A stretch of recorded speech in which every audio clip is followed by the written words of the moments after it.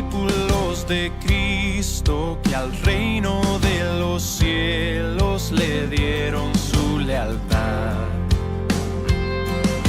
Siervos que ante él se postran.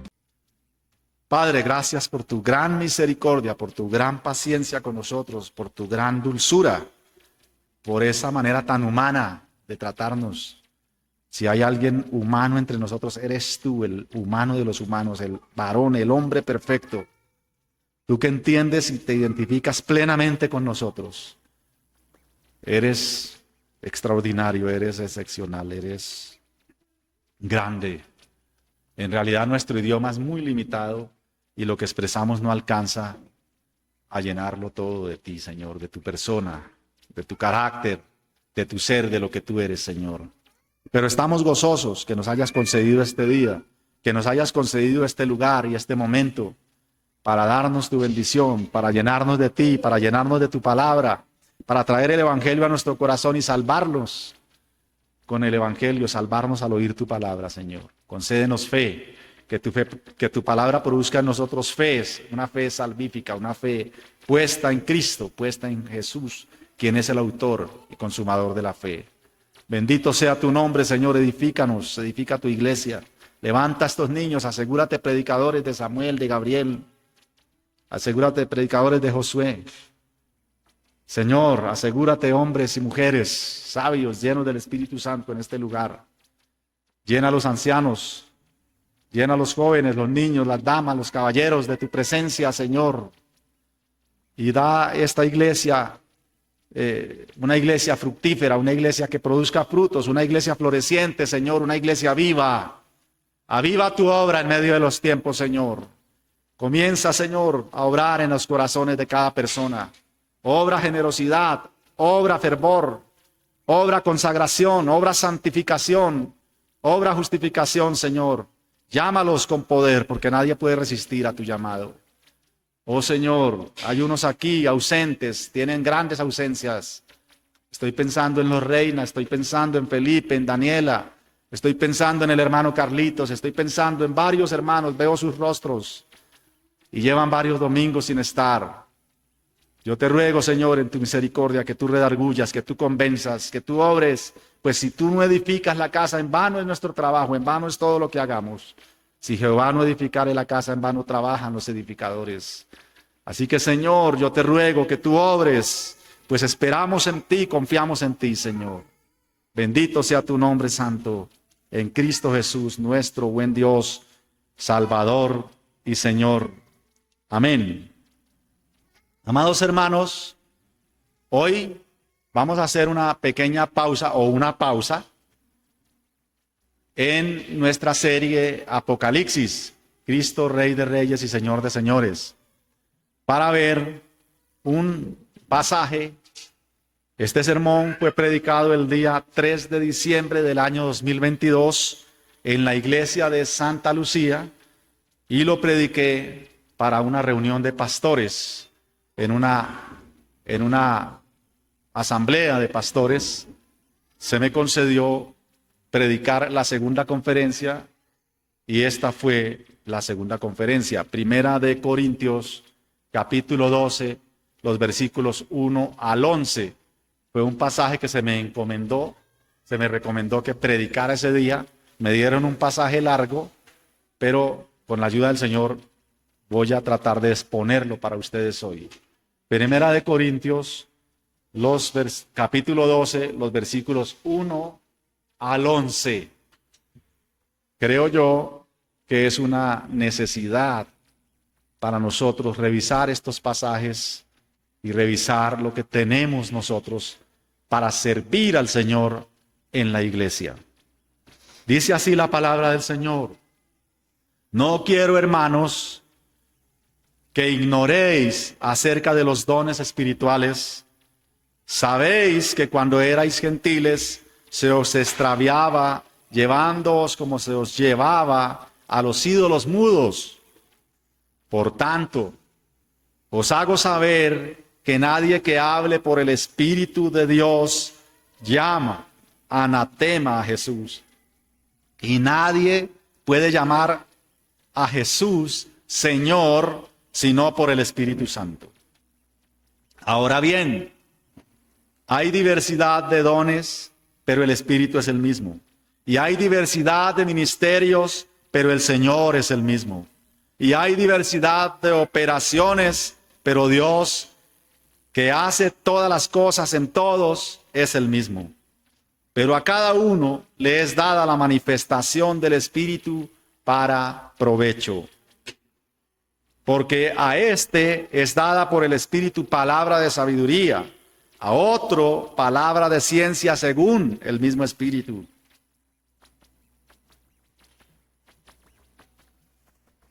A otro fe por el mismo Espíritu, y a otro dones de sanidades por el mismo Espíritu, a otro el hacer milagros, a otro profecía, a otro discernimiento de lenguas. Pero todas estas cosas las hace uno y el mismo Espíritu, repartiendo a cada uno en particular como Él quiere. Amados hermanos, Dios ha dotado a su iglesia y a cada iglesia local en particular con unos dones espirituales para que esos dones espirituales sean puestos al servicio de la iglesia, al servicio de la gente, para la gloria de Dios y para servicio de Dios. Nosotros no podríamos decir que servimos a Dios sin servir a nuestro hermano. Pues la manera práctica en que nosotros servimos a Dios es sirviendo a la gente, sirviendo en la iglesia, trabajando en la iglesia, trabajando para el reino de Dios. Es que decimos, trabajamos para Dios. Hermanos, Primera de Corintios es una carta que responde a profundos y graves problemas que se presentan en la iglesia de Corinto. Entre sus muchos problemas hay uno que es principal y que se constituye en el fundamento de los demás problemas. Este problema es su inmadurez. La iglesia de Corinto es una iglesia, o fue una iglesia sumamente inmadura. Y ese es su gran problema. Ese es el problema de fondo que tiene la iglesia de Corinto, o que tuvo la iglesia de Corinto. Una inmadurez espiritual. Lo que significaba que vivían en mundanalidad y en carnalidad. Una iglesia demasiado mundana y sumamente carnal. La razón bien pudiera ser que los creyentes corintios provenían de un paganismo extremo y mezclado según las culturas que traficaban con sus mercaderías en esa gran ciudad. Pues Corinto era una ciudad estratégicamente situada para el comercio, por lo tanto había mucha mezcla de cultura. Aunque en la iglesia de Corinto habían judíos, principalmente predominaban los gentiles. Es decir, Corinto era una iglesia formada principalmente por gente gentil, aunque habían alguno que otro judío que se congregaba en esa iglesia. Las culturas paganas estaban fuertemente arraigadas en sus vidas. Eso es lo que quiero decir con que eran principalmente gentiles y no judíos. Los judíos pues estaban con su cultura judía, ¿no? Eran judaizantes, pero los paganos o los gentiles pues tenían una mezcla de paganismo tremendo. Y eso era lo que le pasaba a la iglesia de Corinto. Consecuentemente, hermanos, su apego a las costumbres inmorales impedía que ellos se desprendieran fácilmente de esa cultura pagana. Así pues, gran parte de los creyentes de esta iglesia tenían interiorizado su egoísmo, confundían el cristianismo con su paganismo y eran inmorales al punto que llegó a haber en la iglesia de Corinto un caso de incesto Tan escandaloso fue ese caso que incluso entre los incrédulos era un tema tabú. O sea, era un escándalo para los incrédulos, ese caso que había en la iglesia de Corinto. Es decir, daba vergüenza hablar de esas cosas. Es decir, lo que para los incrédulos era todo un escándalo, para algunos creyentes en Corinto era algo normal. ¿Cómo les parece? Así de grave era la situación en la iglesia de Corinto. Era una iglesia bastante entregada a su paganismo, a su carnalidad y a su mundanalidad. Al punto que había llegado a la normalidad, a ser normal, cosas que eran pecados graves. Y que incluso los de afuera se escandalizaban de lo que pasaba dentro de la iglesia. Impresionante. Esta mundanalidad, hermanos, o esta carnalidad, o esta inmadurez, fue la que llevó a la iglesia corintia a los grandes problemas de divisiones, de abusos en la cena del Señor, a los grandes desórdenes en las reuniones de adoración, a las confusiones doctrinales sobre la resurrección de Cristo y sobre la libertad del cristiano. Ellos no caminaban en libertad, sino en libertinaje. Ahora bien, amados hermanos, una manera de mirar esta carta podría ser en 5 secciones que tratan 5 grandes problemas. Las divisiones serían del 1 al 4, la inmoralidad sexual, del 5 al 7, la comida, del 8 al 10, la reunión de la iglesia, del 11 al 14 y la resurrección en el capítulo 15. Y en el capítulo 16, pues Pablo hace unos saludos y uno se despide, hace unas salutaciones. Ahora bien, Pablo en los capítulos 11 al 14 va a tratar los problemas de la reunión de la iglesia. ¿Cómo debería uno reunirse? ¿Cómo debería ser el culto? ¿Cuál debería ser la liturgia que se esgrima en la reunión de la iglesia del Señor? En nuestro texto, el capítulo 12, había personas que estaban teniendo experiencias espirituales. Judas los llama sensuales. Los sensuales que no tienen al Espíritu, dice la carta de Judas. Algún día la predicaré aquí. Ya la prediqué por completo en otra iglesia. Esas experiencias espirituales tenían algunos, pero en realidad no eran espirituales, eran sensualismo, sensualidad. El sensualismo reside en los sentidos. Judas los llama sensuales o carnales o animales, porque los animales se guían por sus sentidos, por sus instintos. Son sensuales. Y los cristianos nos guiamos por el Espíritu Santo, o nos guía el Espíritu Santo.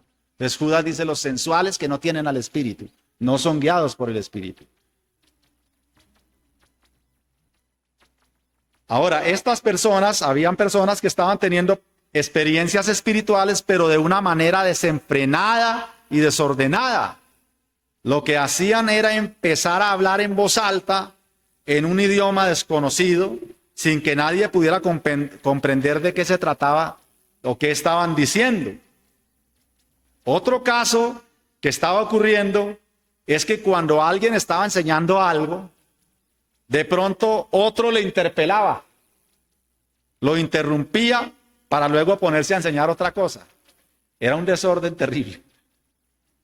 El asunto, hermanos, es que estas cosas generaban un total caos en esa iglesia, al punto de que ya las personas no podían comprender lo que se enseñaba.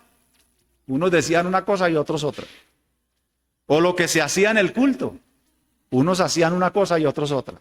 La gente se confundía o se distraía, en especial las personas nuevas. Si alguien nuevo entrara acá y viera un desorden, pues sale confundido. O quizá que entrara por primera vez una persona a esa reunión, pues no iba a querer volver. De manera pues que Pablo responde a esta situación.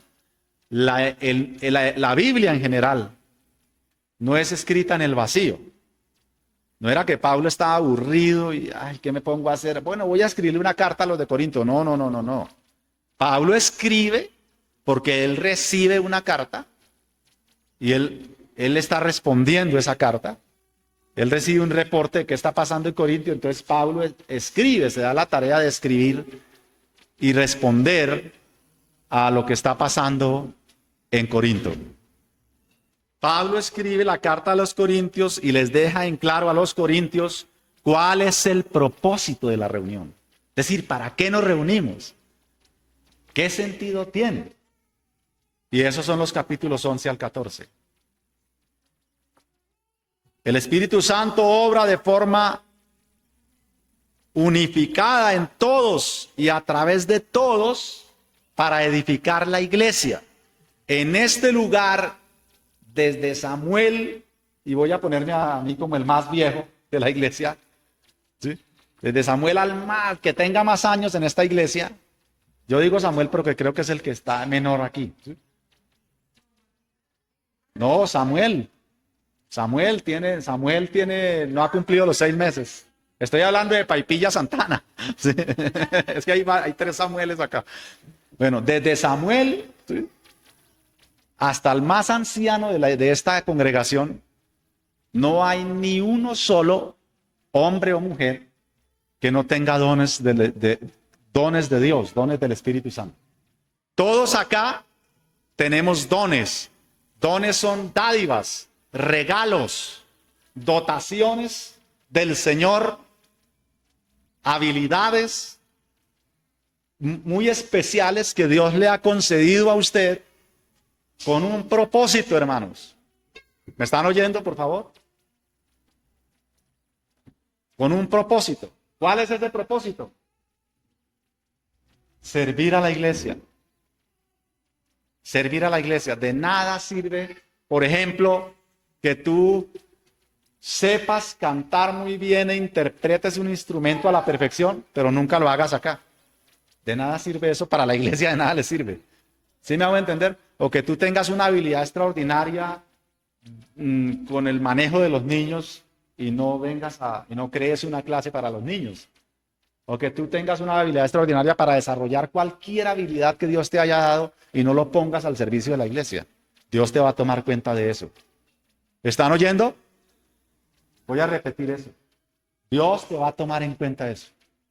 Porque los dones que Dios te dio es para que sirvas en su cuerpo, para que sirvas en la iglesia. Así que Dios te va a tomar en cuenta eso. Cuando te llame a cuenta, ¿qué pasó con esto? No, lo enterré, Señor, tuve miedo.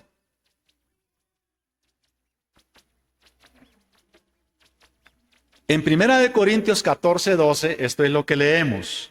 Así también vosotros, pues que anheláis dones espirituales, procurad abundar en ellos para edificación de la iglesia. Procuren abundar en ello para edificación de la iglesia. ¿Qué quiere decir esto? Hermano, cuando tú tienes una habilidad y no la ejecutas, tú vas perdiendo esa habilidad.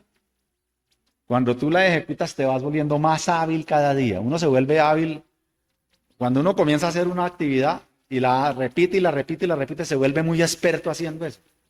Si tú predicas y predicas, te vuelves experto predicando. ¿Sí me hago entender? No quiero ir más allá, no quiero decir que esto sea aquí se necesita la asistencia del Espíritu Santo, la unción del Espíritu Santo para hacer cualquier don en la iglesia. Pero hay dones en esta iglesia preciosos que están allí, ahí están.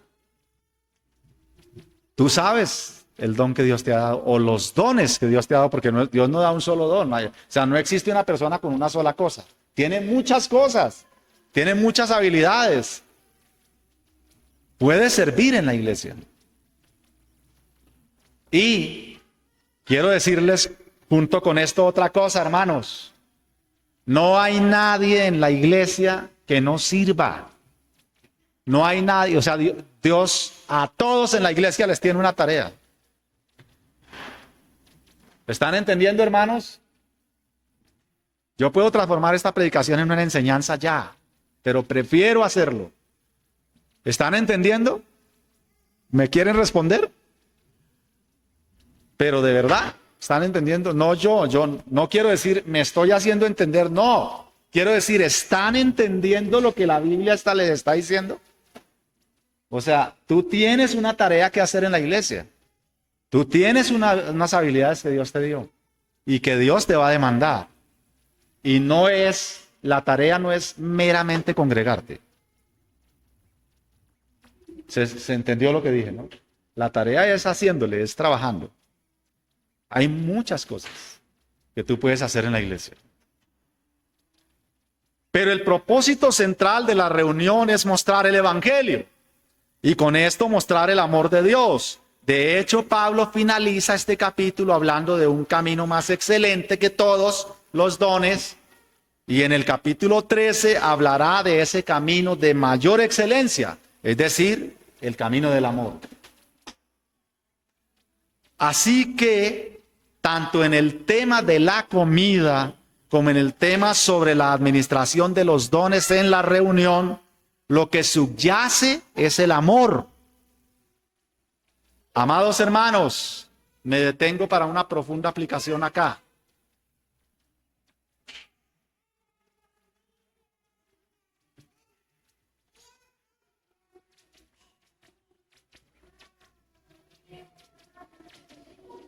Me detengo para una profunda aplicación acá.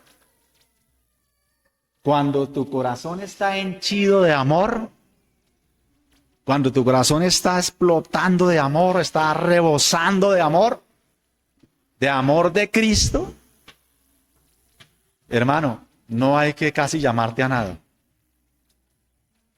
Tú mismo vienes y, pastor, ¿qué hay que hacer? Hermanos, ¿qué hay que hacer? ¿Dónde puedo servir? Tú mismo. Porque tú amas a Cristo y quieres dar, quieres servir. No hay necesidad casi de convocar a nadie para nada. La misma persona se ofrece.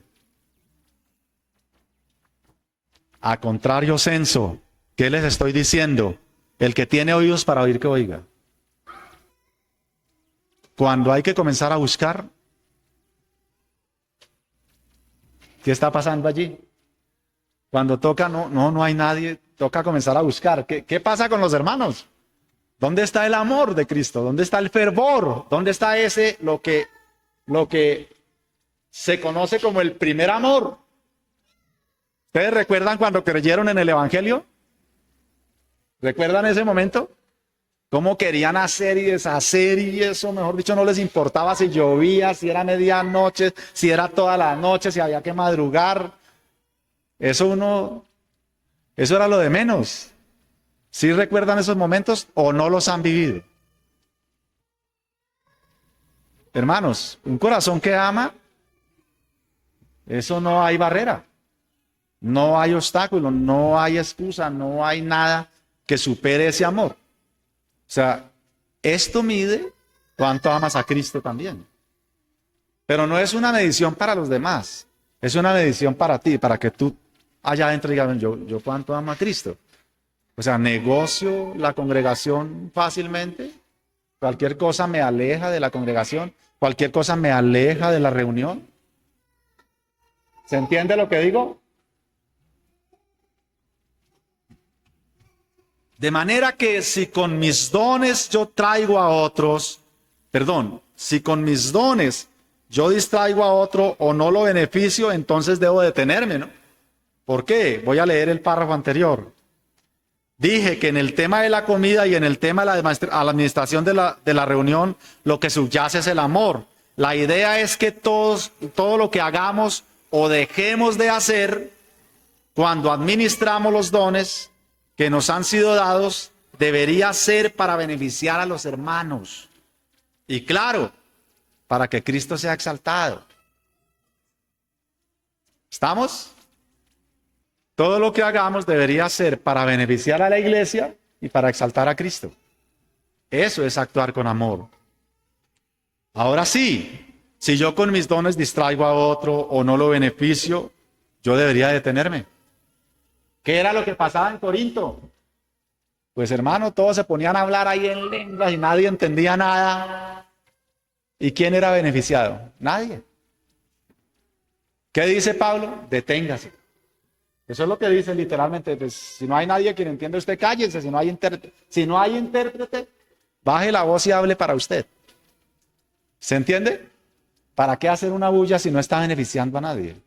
Y sobre todo no le está dando la gloria a Cristo. Entonces Pablo dice, mejor cállese. Y si van a hablar varios, hable de uno en uno. Pero que haya un intérprete. Porque si no, los oyentes se quedan en las mismas. No hay beneficio para la iglesia. ¿Se entiende? Es decir, la base de eso, ¿cuál es?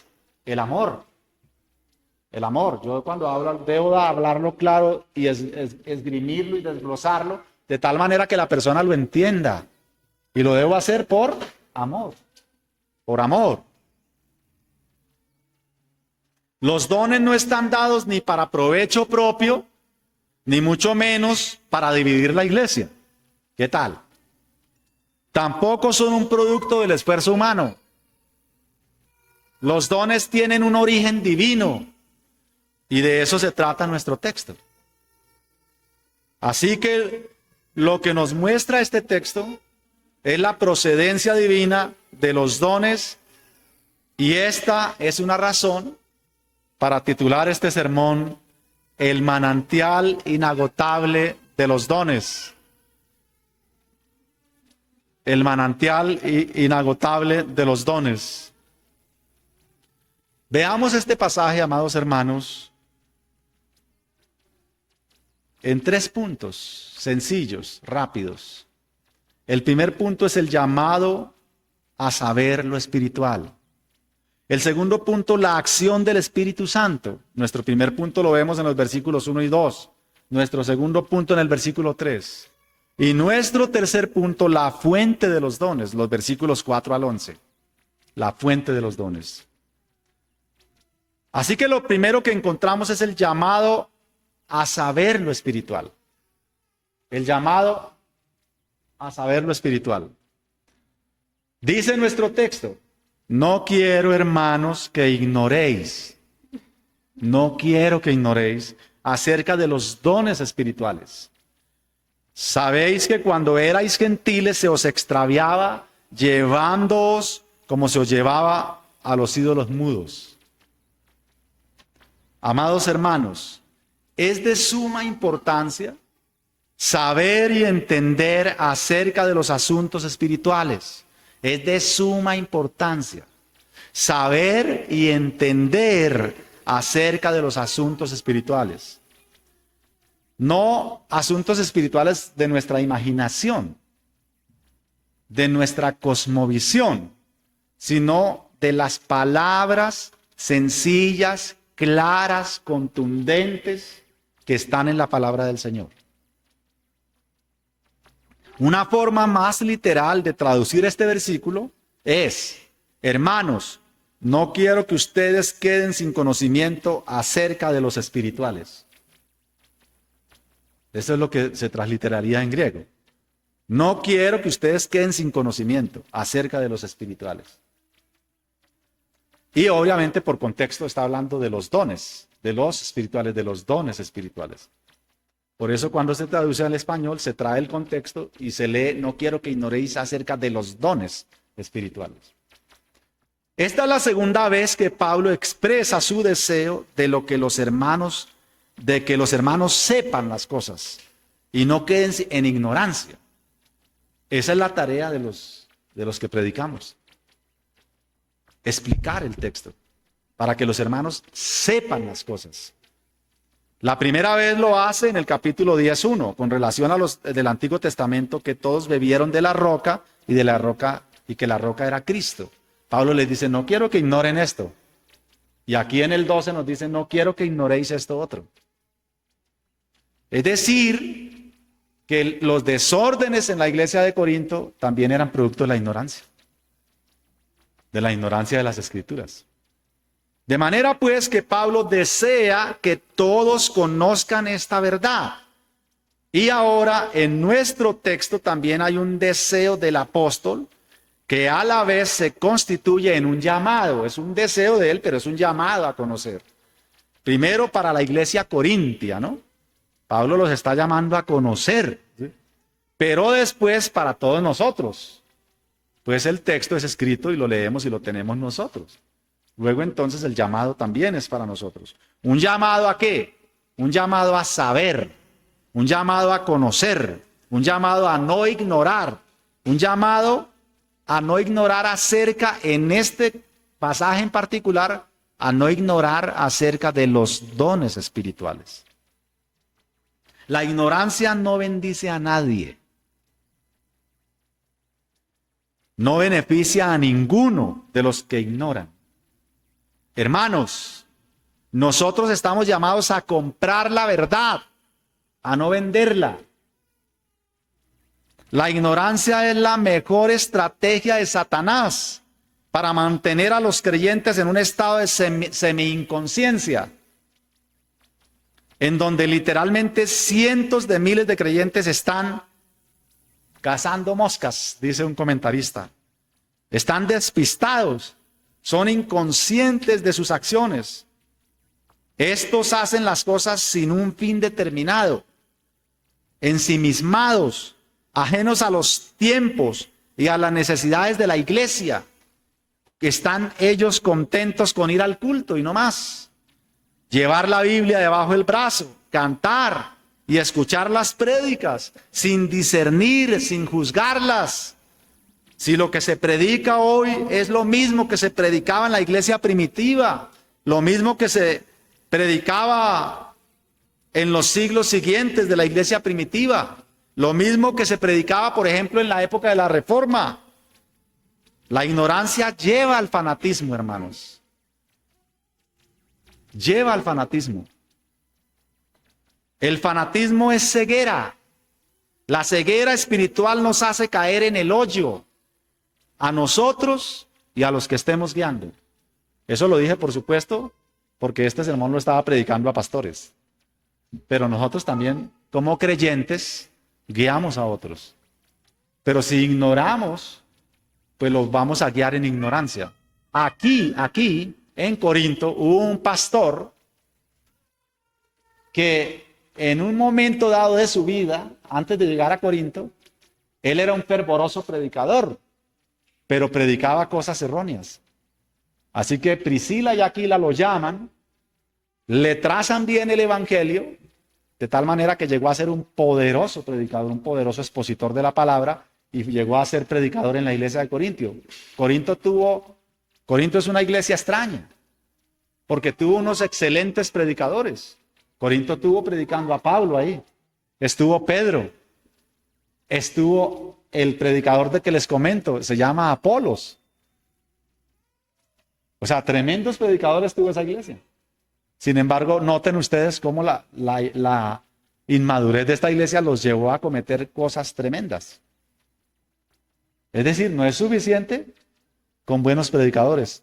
Tú tienes que poner atención y revolver al sermón, meditarlo, cuestionarlo con las escrituras. ¿Me entiende? Para mirar si lo que se está diciendo es bíblico o no. Pero Corintio tenía sus predicadores y sin embargo, miren su inmadurez. Ahora, hermanos, en tratándose de los dones espirituales, esta ha sido un área poco comprendida. Ahí sí que ha habido desconocimiento e inmadurez. Esta ha sido un área muy maltratada, muy abusada. Y la razón de esto es justamente la ignorancia. Ignorancia que se desprende de la pereza, porque para entender se requiere esfuerzo, un trabajo, una dedicación, se requiere oración, se requiere comunión con Cristo y por supuesto se requiere sometimiento a la palabra de Dios como una última autoridad sobre todo tema y todo asunto de fe y todo asunto de conducta. ¿Cuál es la palabra, la última palabra o la autoridad máxima? La palabra de Dios. Hay diferentes instancias de autoridad, pero la última autoridad es la palabra de Dios. ¿Se entiende lo que estoy diciendo también? En la iglesia hay autoridades, en el mundo hay autoridades, en el hogar hay autoridades. Pero si el padre llegara a equivocarse en algo con respecto a sus hijos y los mandara a pecar, ¿el hijo qué debería hacer? Obedecer la palabra de Dios. No obedecer órdenes pecaminosas, correcto. ¿Sí? Si resultara que el pastor, que es autoridad en la iglesia, porque un predicador cuando predica ejerce autoridad, el pastor con su predicación comenzara a desviar a la iglesia, ¿qué debería hacer la iglesia? Acudir a la última autoridad, que es la palabra del Señor, y sostenerse en esa autoridad. ¿Ok? Y llamar al pastor al orden bíblico. O si uno como pastor ve que un hermano se está desviando un poquito, ¿qué debe hacer uno? Venga, hermano, es que la escritura es por acá. Y el hermano debería tener un corazón enseñable. Y el pastor debería tener un corazón enseñable también. Y esos son los dones. Dije entonces que la Biblia, las escrituras, son la última autoridad sobre todo tema, asunto de fe y conducta. Y la razón por la que no debemos ignorar sobre los dones espirituales consiste en que esta es un área de doctrina muy importante para la salud, para la actividad y para la eficacia de la iglesia. Hermanos, yo no lo puedo hacer todo. El pastor no lo puede hacer solo. Se requiere de equipo. Se requiere de ustedes, porque Cristo puso los dones en ustedes. Se requiere de toda la iglesia para poder avanzar, para poder crecer y avanzar el reino de Dios en esta tierra. La ignorancia es contraria a la voluntad de Dios para cada creyente. Es decir, Dios te manda a conocer, Dios te manda a saber. En cierto modo podría decir es pecado ignorar. Ella facilita la ignorancia, que una persona sea llevada de un lado para otro por cualquier viento de doctrina.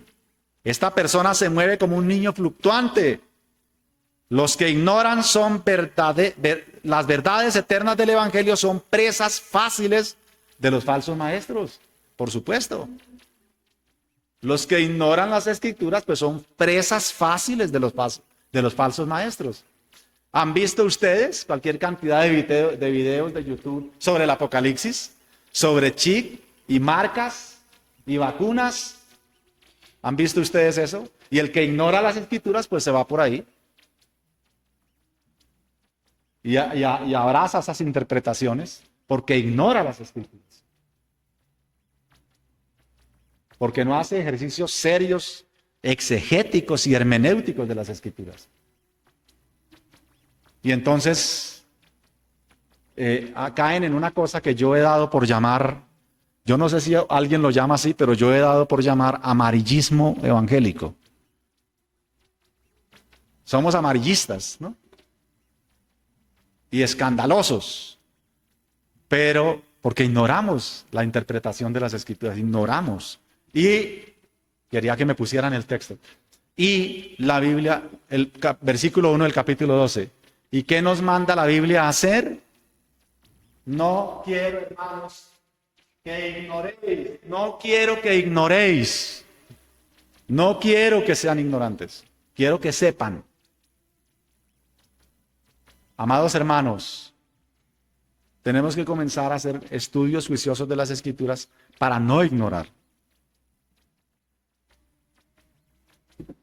Pablo les recuerda esto diciéndoles que precisamente cuando ellos eran paganos o eran ignorantes del Evangelio, se les descarriaba llevándolos a los ídolos, ídolos que no tienen voz. Es decir, a ídolos sin significado, ídolos muertos. ¿Por qué hacían esto? Por ignorancia. ¿Por qué la gente se sube a Monserrate de rodillas? Por ignorancia. ¿Por qué la gente se le dobla un muñeco? Por ignorancia. Hace poco vi un meme de la máxima autoridad romana, religiosa, y el meme decía: tantos doctorados, tantos títulos teológicos, tantos idiomas, y esa máxima autoridad, que ustedes ya saben a qué me refiero, estaba arrodillada frente a una estatua de María, un muñeco. Y el meme decía, tantos títulos, tantos idiomas, tanta para terminar arrodillado ante un muñeco. ¿Por qué lo hace? Por ignorancia. Pero habla 7 idiomas, pero es ignorante. ¿Se entiende qué es lo que Pablo no quiere que ignoremos? Él no quiere que ignoremos la verdad de Dios, la verdad de Cristo, el Evangelio, y en este caso los dones que Él ha dado a su iglesia. No quiero que sean ignorantes, hermanos. Así que, hermanos, la ignorancia no se combate con experiencias subjetivas. La ignorancia no se combate con sueños, con visiones, con lágrimas, con emocionalismo, con experiencias extrasensoriales, con que yo fui y me estuve por allá 3 días en el infierno y luego me bajaron y me subieron otra vez al cielo. Eso no se combate con eso. Eso sigue siendo ignorancia. La ignorancia se combate estudiando juiciosamente las Escrituras en oración y con sencillez de corazón.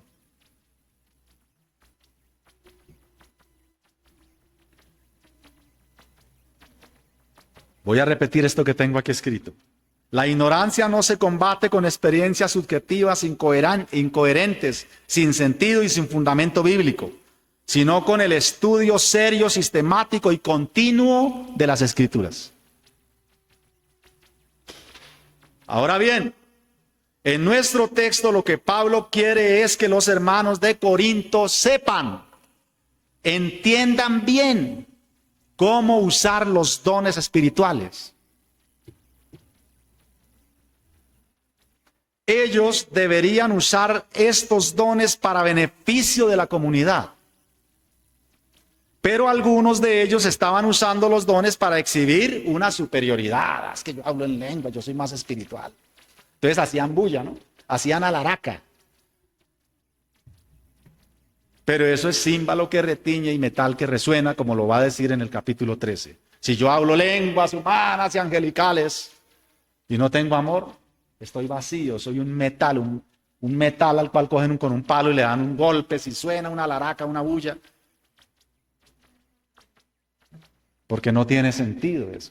Entonces algunos usaban los dones para ser superiores, ¿no?, a los demás, no para servir con sencillez de corazón a la iglesia.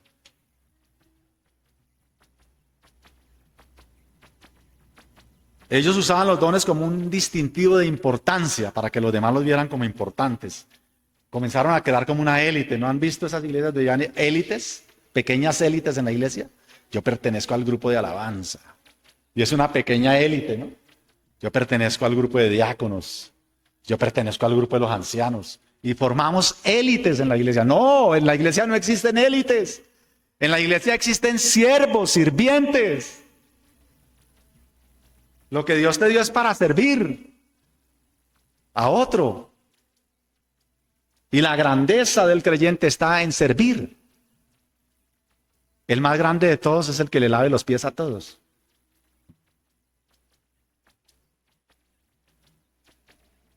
Ahora bien, hermanos, puede ocurrir que en una iglesia se usen estos dones que suelen ser notables, no para servir al cuerpo de Cristo, sino para sobresalir, y de estos surgen pequeñas élites en la iglesia. Si esto es así, no estaríamos honrando a Cristo. Así que se requiere la acción directa del Espíritu Santo sobre cada creyente.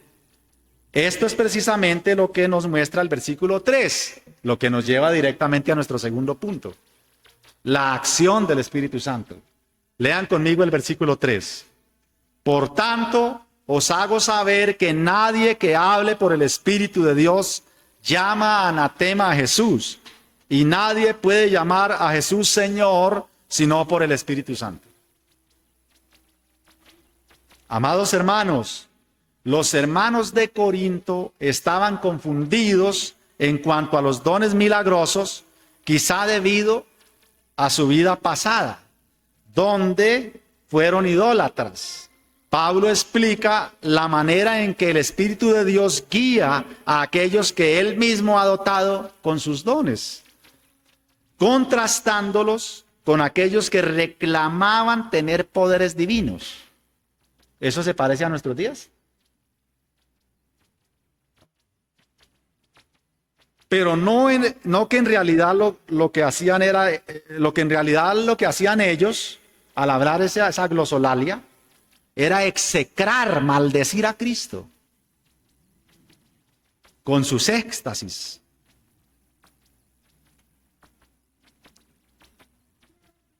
Algunos han interpretado estas lenguas hoy en día como una mera glosolalia, un raca, saca, mandaca, pero eso no quiere decir nada. Y podría ser que en lugar de estar hablando algo coherente, estén maldiciendo a Cristo, están execrando a Cristo. Porque las lenguas que ellos hablaban allá en Corinto no era raca, mandaca, saca, taca, sino eran idiomas. O sea, alguien comenzaba a orar en griego, el otro oraba por allá en arameo, ¿sí? Pero no había intérprete. Esas eran las lenguas que hablaron allá en Pentecostés, idiomas. ¿Sí? Pero no era glosolalia de esa que se trae hoy, que no es nada. ¿Sí? Pero pudiera ser que no siendo nada sea más bien execrar a Cristo con lo que estén diciendo ahí. Si de ellos salían maldiciones para Cristo, ellos no podían en ninguna manera estar siendo guiados por el Espíritu Santo. Porque Pablo ha dicho, nadie que hable por el Espíritu ya maldice a Cristo, nadie. Nadie puede llamar anatema a Cristo si es por el verdadero Espíritu. Si lo que de verdad está hablando esa persona es lenguas, no lo podría estar maldiciendo. Si es que es guiado por el Espíritu Santo, pero si no. ¿Se está entendiendo el versículo? ¿Se me distrajeron? ¿Los perdí? Podrían estar maldiciendo a Cristo. Ahora, de sus falsos dioses y de sus falsos profetas y de los mismísimos demonios salen estas maldiciones. Es decir, ¿cómo lo podemos leer? Después a Pablo, escribiéndole a Timoteo, él llama a estas cosas doctrinas de demonios, cosas que los demonios infiltran en la iglesia. Si una persona es un verdadero creyente, en ninguna manera maldecirá a Cristo. El que verdaderamente sea guiado por el Espíritu Santo bendecirá a Cristo. El texto señala que el creyente donde mora el Espíritu Santo rápidamente reconoce a Cristo como su Señor. Es rápido. No lo hace de manera forzada, no lo hace de manera perezosa, sino que con gozo y prontitud se rinde ante el señorío de Cristo. Acá tenemos algunos ejemplos donde el Espíritu Santo llevó a la gente a rendirse al señorío de Cristo. Por ejemplo, Juan 13:13. Vosotros me llamáis maestro y señor y decís bien porque lo sois. Y en Hechos 2:36, sepa pues ciertísimamente toda la casa de Israel que a este Jesús, a quien vosotros crucificasteis, Dios le ha hecho Señor y Cristo. Eso lo dijo Pedro lleno del Espíritu Santo. Ahora bien, hermanos, la confesión de que Jesucristo es el Señor no es una mera expresión de labios. Alguno podría simplemente decir esta expresión. O incluso podrían desempeñar un servicio en la iglesia. Pero eso no significaría que es guiado por el Espíritu de Dios. Llamar a Jesús Señor, guiado por el Espíritu Santo, significa una vida transformada por su poder. Una vida guiada por su palabra. Una vida rendida ante la majestad de Cristo. De nada sirve una persona que venga a hablar glosolalia, pero que su vida allá en privado sea otra cosa. Si una persona no está llena con el Espíritu de Dios y consecuentemente no cumple la voluntad de Dios, Cristo mismo lo desconocerá. Y escuchen bien lo que Él le dirá. Apartaos de mí, nunca os conocí. Y algunos alegarán diciendo, pero, Señor, En tu nombre hicimos milagros. Dones. En tu nombre profetizamos. Don de profecía. En tu nombre hablamos glosolalia. En tu nombre echamos fuera demonios. No obstante, la sentencia de Cristo se mantendrá en pie. Apartados de mí, nunca os conocí. ¿Por qué? Porque no era una persona verdaderamente guiada por el Espíritu Santo. O no era una persona guiada verdaderamente por el Espíritu Santo. Como lo quieran poner, el sentido es el mismo. Nunca os conocí, apartados de mí, hacedores de maldad. Pero ¿cómo maldad? Si estaban hablando lenguas. Si estaban echando fuera demonios. Pero el Señor dice hacedores de maldad. Así que hay quienes pueden estar diciendo, Señor, Señor, Señor. Pero esto no significa nada. Más bien están maldiciendo a Cristo. Hermanos, esto es lo que leemos en Lucas 6:46. ¿Por qué me llamáis Señor, Señor, y no hacéis lo que yo digo?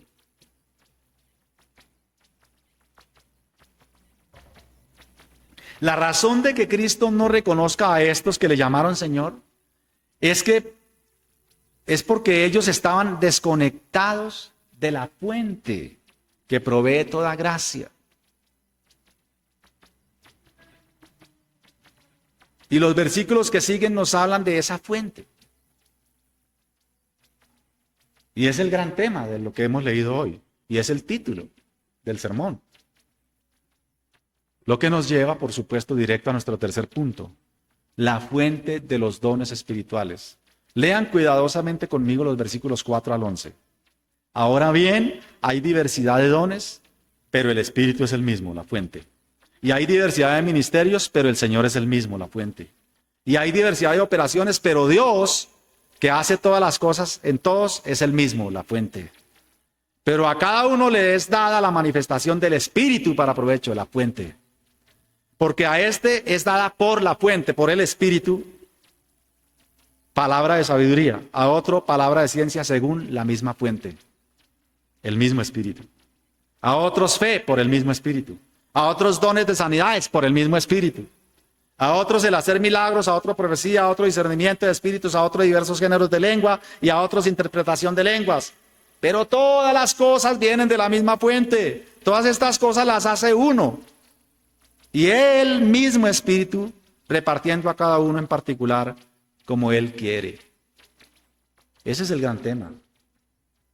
El tema no son los dones, el tema es de dónde vienen esos dones. ¿Quién da esos dones? ¿Cuál es la fuente? ¿De dónde provienen? Amados hermanos, Dios es la fuente de toda buena dádiva y de todo don perfecto. Como lo dice Santiago 1:17.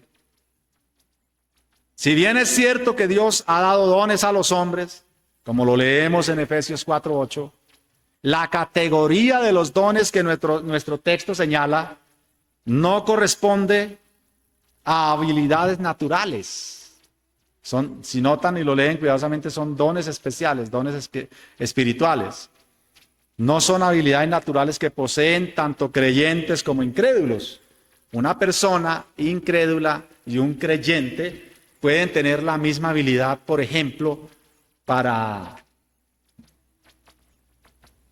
qué? Para pintar, para hacer cuadros de pintura como Picasso, ¿no? Pueden ser unos cuadros muy hermosos y es un don natural que Dios le dio a esa persona. O puede tener el don de cocinar. Sí, tiene unas habilidades especiales y todo le queda rico, ¿sí? Pero puede ser creyente o no. Pero los dones que hemos leído en este pasaje en particular, que Pablo no pretendía agotarlos, es solamente escribe unos a manera de ejemplo, pero no es una lista exhaustiva de los dones, no son los únicos dones. Pablo solo pone unos como ejemplo, pero notemos que esa lista que él pone son dones especiales que un incrédulo no tendría. Son dones especiales para creyentes. Por lo tanto, son dones para ser usados en la iglesia.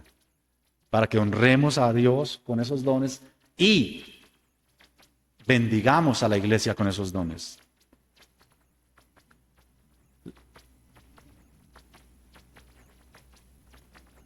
Más bien estos dones impartidos por el Espíritu Santo sobrenatural y soberanamente a todos los creyentes son dones capacitándoles para una edificación mutua. De nuevo, la reciprocidad entre los dones. Pablo no pretende agotar en este pasaje la lista de dones, no presenta una lista exhaustiva, ya lo dije, de todos los dones, sino más bien presenta una lista representativa. Por ejemplo, en Romanos 12 encontramos otra lista de dones que también es representativa. Los dones no corresponden que corresponden a nuestro pasaje no pueden ver, o se pueden ver más bien en dos grandes grupos. Se pueden ver en dos grandes grupos. El primer grupo sería dones de palabra y servicio. Por ejemplo, tenemos profecía, tenemos conocimiento, tenemos sabiduría, enseñanza, exhortación, liderazgo, ayuda, generosidad, misericordia, fe, discernimiento de espíritus. Son unos dones de palabra y son dones de servicio. Estos dones son regalos permanentes de Dios para la edificación de la iglesia hasta que Cristo venga. O sea, estos dones están vigentes en la iglesia. Nuestro texto dice que el Espíritu Santo reparte los dones a cada persona como Él quiere. Es decir, la discrecionalidad la tiene el Señor. El Señor sabe a quién le da y a quién no le da tal o cual don. Sin embargo, el pasaje completo de 11 al 14 nos deja ver que podemos anhelar dones y podemos pedirlos. Pero está en la discreción de Dios darlos o no a cada persona. Ay, Señor, es que yo quiero el don de levantar muertos y de hacer milagros portentosos, pero si Dios no se lo quiere dar, no. Puedes anhelarlo mucho, pero Dios no te lo va a dar. ¿Me hago entender? Porque además cuando uno pide esos dones hay un propósito egoísta ahí debajo. ¿Sí? Aquí, subyace aquí algo adentro. ¿Por qué quieres ese don? Dios te va a dar el don que tú necesitas y que necesita la iglesia, para que lo ejerzas en la iglesia. Así que el Espíritu Santo asigna a cada creyente una combinación perfecta de dones. Y aunque personas diferentes tengan un mismo don o dones muy similares, la manifestación es única en cada creyente. Nadie predica como yo. Y yo no predico como nadie. O sea, viene otro predicador excelente y él predica diferente. Nadie limpia la silla como tú la limpias. Es una manifestación única. El otro hermano también tiene el don de limpiar sillas, pero ese la limpia diferente y la deja bien también. Porque tiene el don. ¿Me hago entender? Pero hacen las cosas diferentes. Así que el Espíritu Santo, dije, asigna a cada creyente una combinación perfecta de dones, con una manifestación única en cada creyente, puesto que amorosamente el Espíritu Santo trabaja con la personalidad de cada uno en particular. Eso lo estaban estudiando este sábado las damas en cuanto a las Escrituras, que el Espíritu Santo no anuló la personalidad, ni la historicidad, ni el contexto familiar, ni el entorno cultural del escritor bíblico, sino que cada un escritor bíblico escribió la parte de la Biblia que le correspondió escribir, utilizando su cultura, su conocimiento, su entorno y su manera de expresarse, su estilo, vamos a decir. El Espíritu Santo no anhela el estilo de cada uno de ustedes para servir. Eso debe haber madurez en eso, porque también puede ser que en la iglesia haya alguna persona que quiera que se hagan las cosas como a mí me gusta. Y es que se tiene que hacer así porque así es que se hace bien. No, el otro lo hace diferente y también lo hace bien. Se llama madurez. Asimismo, sucede con los servicios y manifestaciones de gracia. Todos los creyentes lo disfrutamos, todos hemos sido dotados con diversos dones, todos hemos sido dotados con alguna capacidad para servir en el cuerpo de Cristo. En todos se ha manifestado el poder y la gracia del Espíritu de Dios. Ninguna persona en la iglesia que, siendo un verdadero creyente, se ha quedado por fuera de esta gracia. Nadie. Eso lo dije al principio. Si tú eres un verdadero creyente, tú tienes dones espirituales. ¿Cuáles son? Comienza a trabajar. Comienza a servir y ahí irán saliendo los dones. Hay veces que uno no sabe, ¿no? Oiga, yo no sabía que me iba tan bien con los niños hasta que comienza a trabajar con niños. Yo no sabía que me iba tan bien trabajando aquí con las damas hasta que comienza a trabajar con damas. Sabe que tiene el don. Bueno, comienza a servir, comienza a servir. Ahora bien, hermanos, tenemos el segundo grupo o la segunda categoría de dones.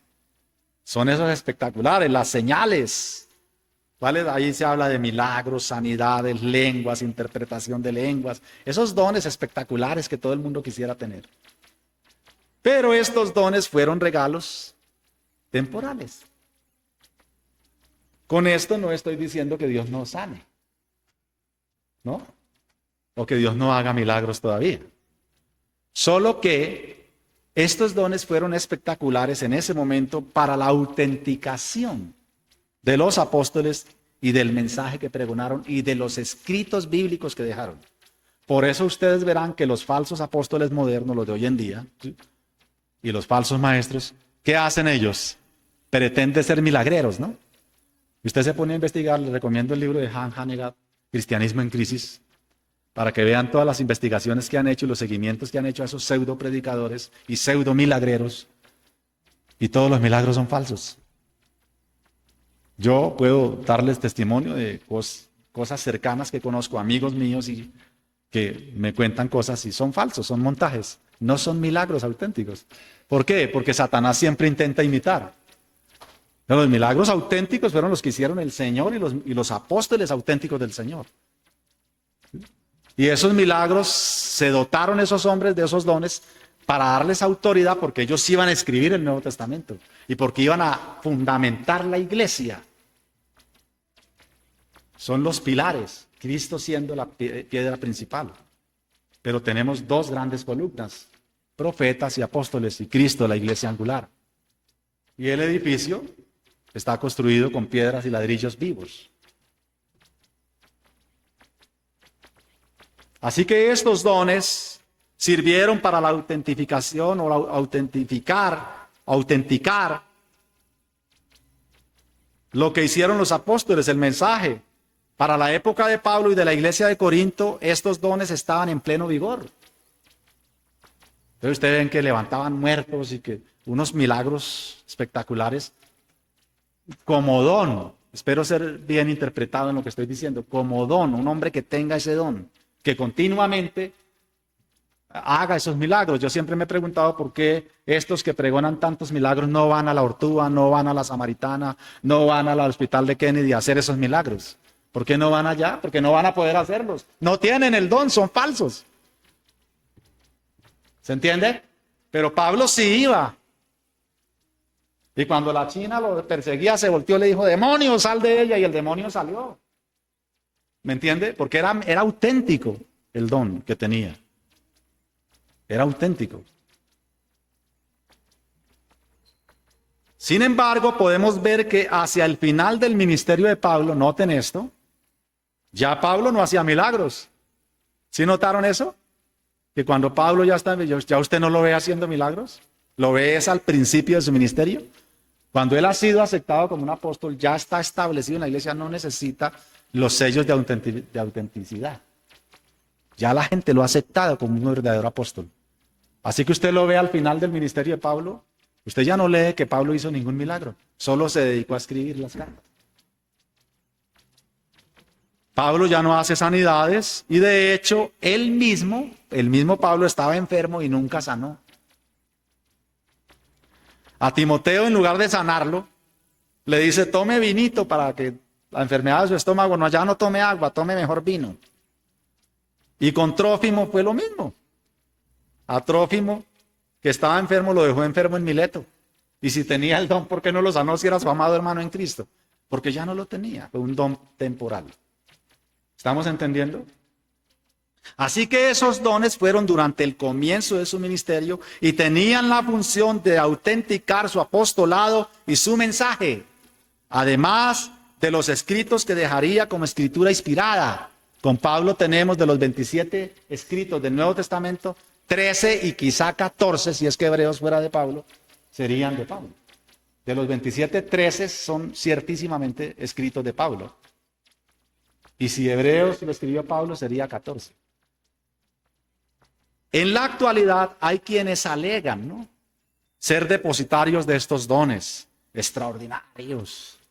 Sin embargo, si oran por una persona y no se sana o no ocurre el milagro que están pidiendo, descaradamente lo acusan a la persona de que ella fue la que no tuvo fe. ¿Sí me hago entender? Va un enfermo ante uno de estos milagreros, ore por mí que estoy enfermo. Esa persona ora, no se sana y entonces, en lugar de aceptar que él es un falso, dice, no, es que usted no se sanó porque no tenía fe. Sin embargo, todos los que fueron resucitados, tanto en el Antiguo Testamento como en el Nuevo Testamento, no pudieron creer primero, pues estaban muertos. O sea, el muertito que se cayó allá cuando se quedó dormido, usted estaba orando por eso, hermano, se quedó dormido porque Pablo se extendió porque ese día se iba, no era la costumbre de extenderse de Pablo, era porque él se iba esa noche y no iba a volver. Entonces se le quedó uno dormido y se cayó y se murió. ¿Cómo hacía ese para creer, para tener fe si ya estaba muerto? Sin embargo, Pablo fue, oró y lo resucitó. Así que solo pudieron ser resucitados por la fe y el don del que oraba en ese momento, no por la fe del que recibía la oración. Ahora bien, amados hermanos, nuestro texto dice que hay diversidad de dones, ministerios y manifestaciones, diversidad.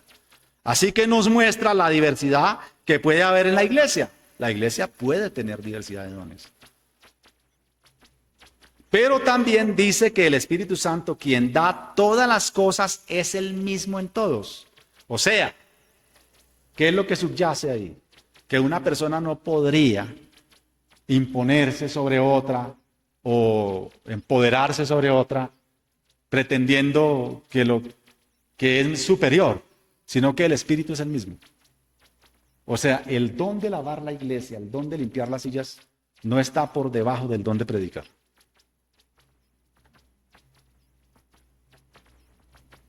Es decir, el predicador no es superior al diácono o a cualquier servicio que usted haga. No es superior a la iglesia. Con eso digo todo, ¿no? Queda claro, ¿sí? Entonces, cuidado, ¿no? Con los orgullos, con las arrogancias, porque usted hace una cosa bien, porque le sale bonito, cuidado. O sea, que Dios lo baje. El Espíritu es el mismo. ¿Esto qué significa, hermanos? Que hay una unidad en la iglesia, que la iglesia es una. La iglesia de Corinto era rica en esta diversidad, tenían dones, pero fallaba en su administración. Debido a su carnalidad, ellos no habían comprendido bien que la fuente de todo don perfecto es Dios mismo, no lo habían entendido y Pablo les tiene que decir, es que lo que ustedes tienen viene del mismo Dios, el Espíritu es el mismo, entiéndanlo. Eso es lo que Pablo va a entrar a tratar ahí, porque había una cosa que se había desarrollado que era una competitividad, era una pugna entre quién era el mejor, entre quién hablaba más lenguas, quién era el más espiritual, quién era el y se formó una legadera, porque no, a mí me gusta yo soy de Pablo, porque Pablo, y el otro yo soy de Apolos, y el otro yo soy es de Pedro, porque Pedro fue apóstol, y él sí lo vio en la transfiguración y todo. Y los otros que eran más espirituales, ¿qué decían? Yo soy es de Cristo. Decían los más arrogantes, ¿no? Yo soy es de Cristo, yo ni de Pablo ni de Apolo. ¿Sí? ¿Me hago entender la gran inmadurez que había en esa iglesia? Entonces Pablo entra a decirles, no, es que ustedes ni son de, yo no morí en la cruz, ni Apolo, ni Pedro, y ustedes que se creen que son de Cristo, miren a ver, porque el Espíritu es el mismo, o sea, es decir, el don es precioso no por ustedes, sino por quien lo está dando. Es decir, todos ustedes son iguales, no hay ninguno superior. O sea, que una persona venga y toque aquí bien bonito la guitarra y tenga una voz espectacular, no lo hace mejor. ¿Sí me hago entender? Es decir, todos somos preciados y preciosos para el Señor.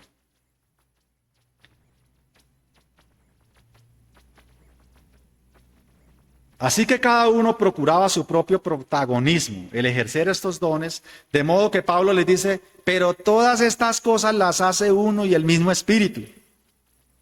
Eso es lo que dice Pablo. Estos hermanos nos enseñan mucho y podemos hacernos aquí la pregunta, y con esto quiero cerrar. ¿Qué podemos aprender entonces de nuestro texto? Varias cosas, hermanos, podemos concluir. Lo primero es que no hay ninguno aquí sentado, ni de los que salieron, que no tengan dones. Todos han sido dotados con dones espirituales. Todos. Dios ha dado dádivas, Dios ha dado habilidades, Dios ha dado fortalezas a cada creyente para que las use para el beneficio de la iglesia. Primero, ¿no? Entonces, con base en eso, yo preguntaría, ¿hay alguien aquí que piense que no tiene alguna dotación del Señor?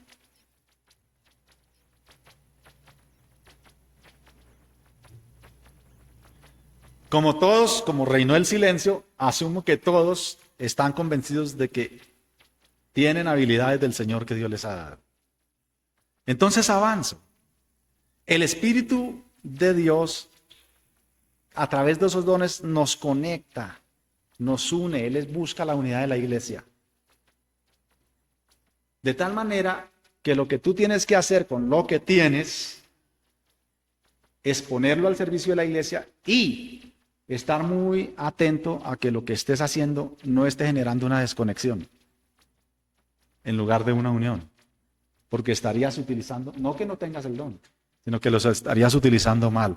No lo estarías comprendiendo, como lo que le pasaba a los corintios. Generaron una división, una competencia, una competitividad. Los dones no es para ver quién lee bonito, quién predica más bonito, quién canta más bonito, quién evangeliza más bonito. Eso no es para eso. No es para competir, hermanos. Es para complementarnos. Es para que lo que yo no digo cuando tú prediques lo digas. ¿Sí me hago entender? Es para que cuando yo diga algo, tú con tu don de sabiduría y discernimiento me corrijas. Pastor, mira que te pifiaste acá. Y ya. ¿Me entiendes? Es para crecer. Es para madurar. Es para avanzar, hermanos. Es para beneficiar, es para bendecir. Es para que todos estemos con gozo. Es para asegurarnos, para que estemos seguros todos. Es para no permitir que nadie se desvíe.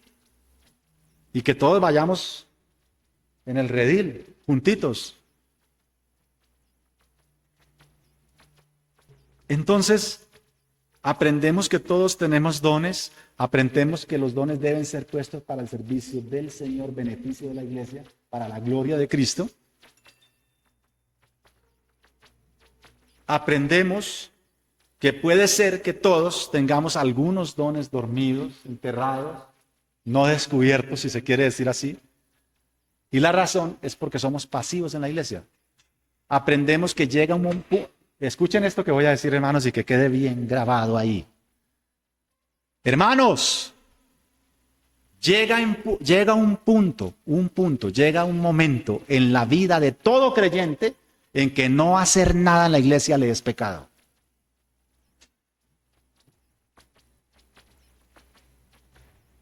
Llega un momento en tu vida, hermano, que si solo vienes a culto, no más, y te limitas a eso, y a veces no es que llegues temprano, no es que llegues todos los días, a veces no vienes bien a culto, no haces eso bien.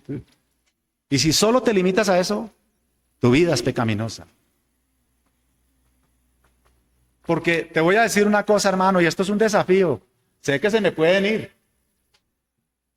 Pero te voy a decir esto, hermano, porque es mi deber.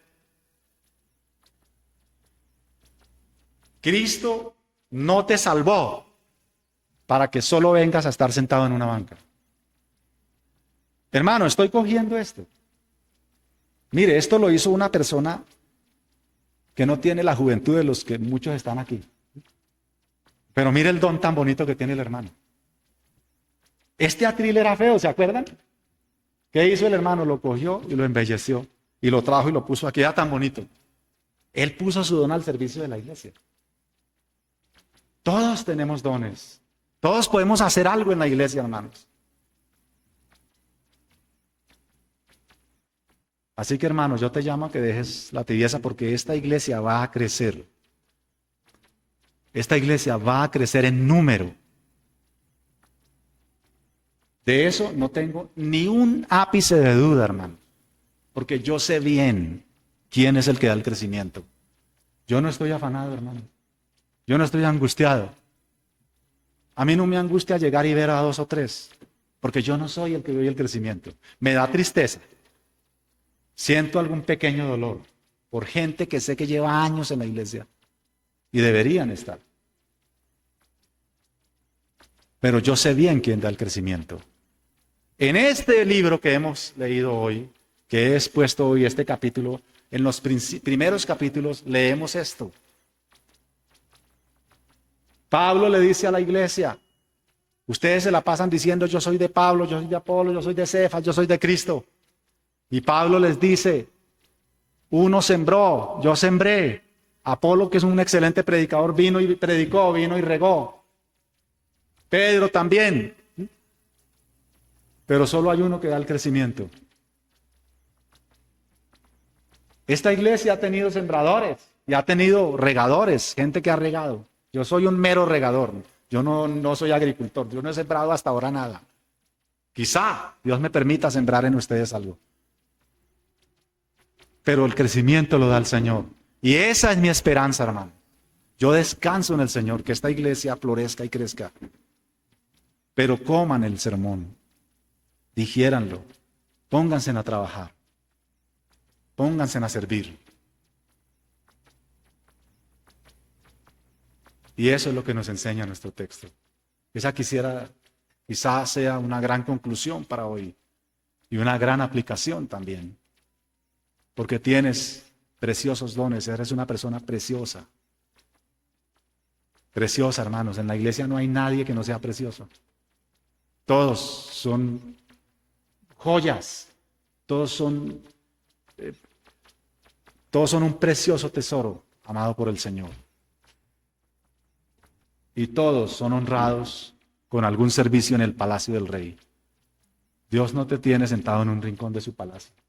Dios te está honrando con un servicio que tú puedes hacer. Que cuando tú haces algo, y nosotros decimos lo hacemos para la gloria y la honra del Señor, en realidad, el que te está honrando es Él. Que nosotros decimos, creemos que venimos a darle a Dios algo. En realidad estamos recibiendo. Cuando tú haces algo, el que es honrado eres tú. Porque el Rey te dio la honra, te dio el honor de poder hacer eso. Oremos. Padre, gracias por tu misericordia. Gracias, Señor, por permitirme predicarle, Señor, a este puñado, a estos que me concediste hoy, Señor. Oh Dios, yo te pido que tú obres por tu Espíritu Santo, como lo haces siempre, porque eres el mismo que obras, que has obrado históricamente en toda la iglesia y lo estás haciendo ahora mismo. Oh mi Señor, en tus manos está esta iglesia, los proyectos, los propósitos, los anhelos, la mirada que tenemos hacia el frente, esa visión, Señor. Cómo yo veo la iglesia al futuro, Señor. Pero más que como yo la vea, es como tú, Señor, la estás viendo y como tú la tienes planeada y como tú tienes trazada la historia de esta iglesia local, Señor. Aquí estamos, nos humillamos ante ti, reconocemos pues nuestras debilidades, nuestras limitaciones, nuestras falencias, nuestra pequeñez. Pero también vemos tu grandeza, tu perfección, tu poderío, que quien da crecimiento, que quien da avance a la iglesia no somos nosotros los trabajadores, los obreros. Eres tú, Señor, el que diriges. y el que toma determinaciones, decisiones de cuándo podemos avanzar, cuándo podemos crecer, cuándo podemos movernos, hacia dónde y cómo. Bendito sea tu nombre, Señor. Así que lo que hacemos en este momento es humillarnos delante de ti y reconocer que tú eres el Señor de la iglesia. Padre, oramos a ti, creyendo que tú tienes todo el poder y toda autoridad en la iglesia. Queremos acordarnos también en este último momento de nuestro querido Samuel, de Geraldine y de todos los hermanos que estén enfermos en la iglesia, que tienen necesidad, que tienen problemas, que tienen dificultades. De todos los que no vinieron hoy, Señor, los que llevan días sin congregarse. Oramos por ellos, de los que vinieron y salieron, Señor. Oramos por todos para que tú en tu misericordia los bendigas, obres en ellos, según tu gracia y tu verdad. En Cristo Jesús, Señor nuestro. Amén.